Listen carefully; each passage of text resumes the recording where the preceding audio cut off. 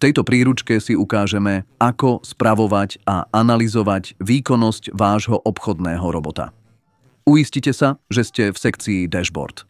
Tu nájdete podrobné informácie o vašom robotovi vrátane minimálnej objednávky, minimálnej veľkosti nákupu, ktorý robot môže otvoriť, minimálneho vkladu potrebného na burze, aby robot začal fungovať, obchodovaného páru, pripojenej burzy a dátumu aktivácie robota.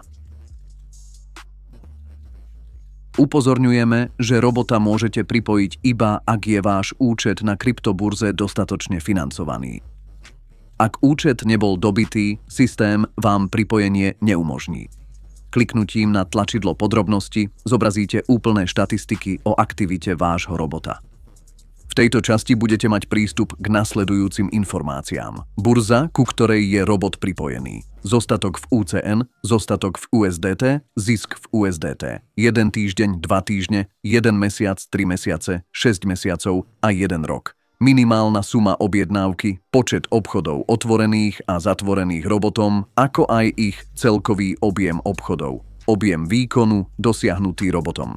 Živý graf UCN, USDT.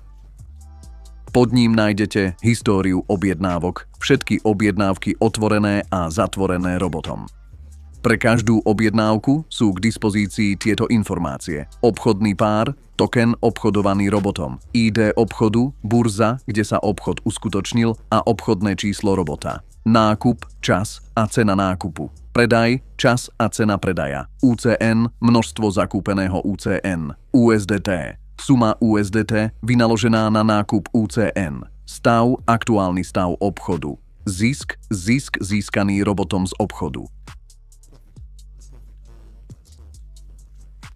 Robot bude fungovať, kým nedosiahne stanovený cieľ zisku. Robota môžete kedykoľvek zastaviť alebo aktivovať v sekcii Dashboard. Táto príručka vysvetlila kľúčové princípy správy obchodných robotov U-Trading. Ak máte ďalšie otázky, môžete sa kedykoľvek obrátiť na náš tím podpory. Prajeme vám veľa šťastia a vysoké zisky.